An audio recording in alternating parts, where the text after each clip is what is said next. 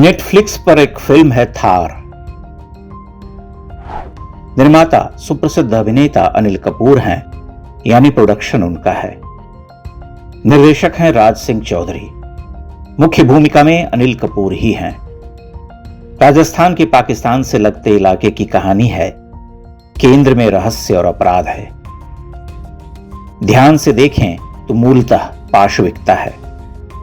जिन्हें धुरंधर की हिंसा से समस्या है, वे थार देखकर अपनी समस्या दूर कर सकते हैं, क्योंकि यह धुरंधर से होड़ लेती है। कहना होगा कि उसे पछाड़ती है।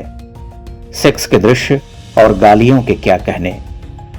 कई बार अपनी इंद्रियों पर विश्वास नहीं होता, पर वे गरजती आवाजों में, हंसते स्वरों में सुनाई देती हैं। थार आलोचकों की पसंदीदा फिल्म रही, अपने ट्रीटमेंट और निर्देशन के लिए बहुप्रशंसित। नेटफ्लिक्स पर ही एक सीरीज है ग्लोरी। हरियाणा के मुक्केबाज की कहानी है। एक नेशनल इंटरनेशनल मुक्केबाज अपने बेटे को ओलंपिक गोल्ड दिलाने के लिए क्या क्या करता है। अपनी बेटी की हत्या करता है। उस सीरीज के केंद्र में धोखाधड़ी और बदला है। वहां स्त्री छिनाल होती है। पुलिस वाले की बीवी पूरे शहर को अपने वश में किए रहती है। सीरीज देखकर कोई अनभिज्ञ व्यक्ति यह धारणा बना सकता है कि हरियाणा में केवल लठैत, बॉडी बिल्डर, पहलवान, बलात्कारी और हत्यारे रहते हैं। हरियाणा यानी हिंसा। रात अकेली है, हिट, रेड 2 आदि फिल्में देख लीजिए। नैतिकता कहीं नहीं है। बाबा, साध्वी, नेता सब लंपट हत्यारे हैं। दो पत्ती नाम की फिल्म में जुड़वा बहनों की कहानी है। एक बहन अपनी शादीशुदा बहन के घर रहती हुई अपने जीजा के साथ अनैतिक संबंध बनाती है। अपनी ही बहन के सामने उसके पति को सेड्यूस करती है। आप उदाहरण देते रहिए। लगभग 80% फिल्में और ये श्रृंखलाएं विभत्स अपराधों, सेक्स और गाली गलौज पर आधारित है, जिनके केंद्र में पूरे समाज परिवार को उधेड़ा जाता है। केवल यही दिखलाया जाता है कि नैतिक कुछ नहीं है। पिता पुत्र को निपटा सकता है, बेटा बाप को ठिकाने लगा सकता है।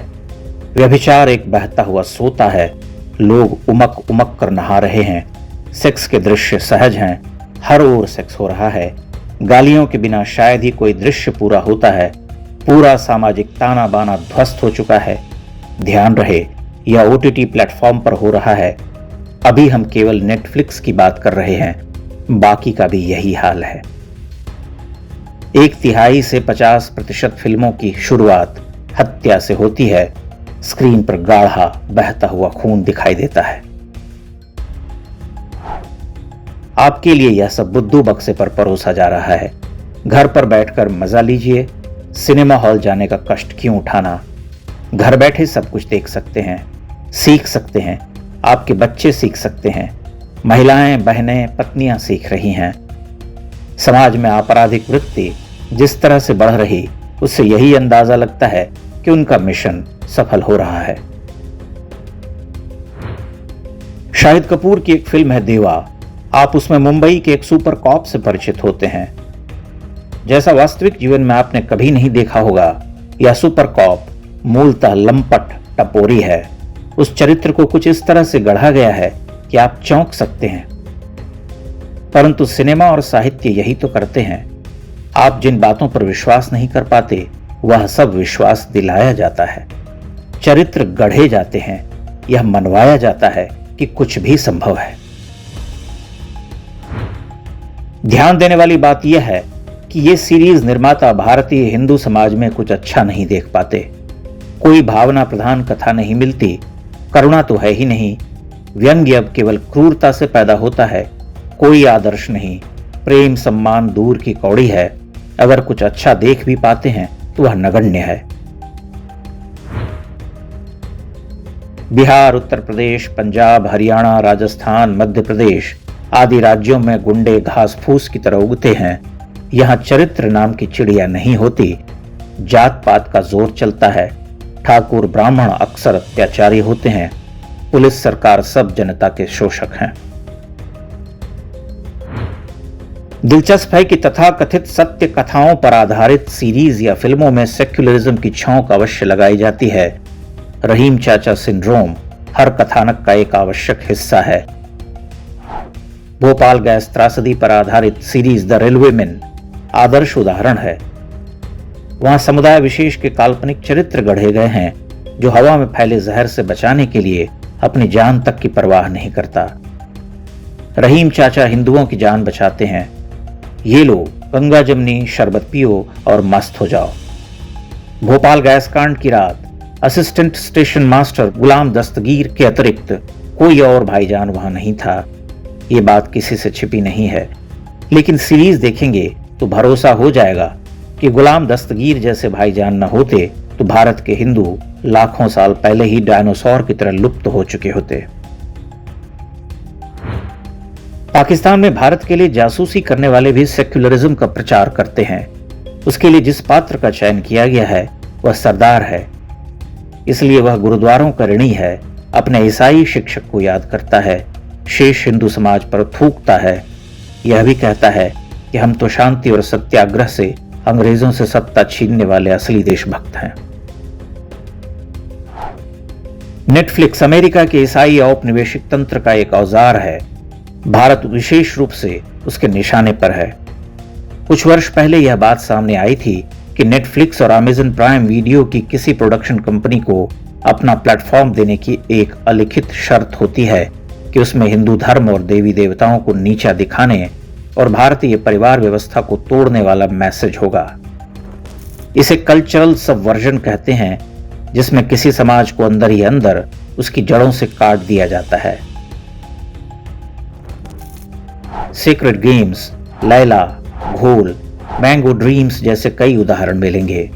जब विरोध होने लगा तो उन्होंने हिंदू धर्म के बजाय भारतीय संस्कृति, परिवार और समाज पर फोकस बढ़ा दिया। इसके मूल में भारतीय हिंदू समाज को विद्रूप दिखलाना है, एक नैतिकता विहीन समाज और सभ्यता जो लोभ और वासना के लिए कुछ भी कर सकता है। बच्चे बूढ़ों में कोई अंतर नहीं है, सभी एक ही मकसद से काम कर रहे हैं।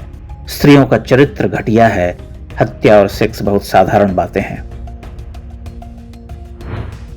पिछले कुछ वर्षों को पलट कर देखें तो पता चलता है कि भारतीय समाज ने इस ओटीटी प्लेटफॉर्म पर बट रहे शरबत को छक कर पिया है, तभी स्त्रियों के बीच आपराधिक प्रवृत्ति आम होती जा रही है। महिलाओं द्वारा पतियों और बच्चों की हत्या का जो ट्रेंड समाज में अचानक तेजी से बढ़ा है, उसके पीछे नेटफ्लिक्स और अमेज़न प्राइम वीडियो का बड़ा हाथ है। यह एक ऐसा फफूंद है जो घर घर फैल चुका है। सभी ओटीटी की सेवा ले रहे हैं। परिवार के साथ इसे देखना बहुत खतरनाक है। इसमें अचानक कुछ भी सामने आ सकता है और आपकी संतान पूछ सकती है कि यह क्या हुआ। खून खच्चर, गाली और यौन उत्तेजना से भरा हुआ यह कथित मनोरंजन जारी है। कुछ लोग विरोध करते हैं तो सरकार की नींद टूटती है। वो कानून बनाती है जिसे अफसर लागू नहीं होने देते। कोई कोर्ट में शिकायत करे तो जज साहब दुरा कर भगा देते हैं। नेटफ्लिक्स के इस धंधे में सबका कट बंधा हो तो आश्चर्य नहीं होना चाहिए।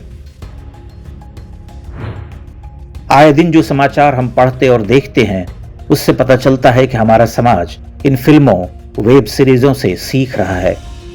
विशेष रूप से स्त्रियां खूब शिक्षा ले रही। वस्तुतः दोनों के बीच अविभाज्य संबंध बनता जा रहा, जहां दोनों एक दूसरे के पूरक हैं। अब सीखने और लेने देने की प्रक्रिया दोहरी है। जो ओटीटी परोसता है वह समाज ग्रहण करता है, और समाज जो अपराध और यौनिकता के नए प्रतिमान रच रहा उसे ओटीटी लपक रहा है। इस अन्योन्याश्रय संबंध की कृपा से भारतीय समाज का बंटाधार हो रहा है।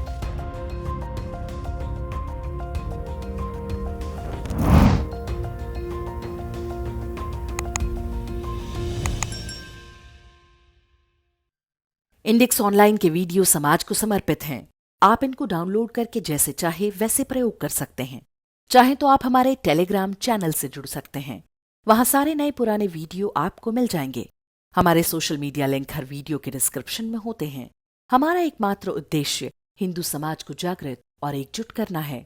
इसमें सहभागी बने। धन्यवाद।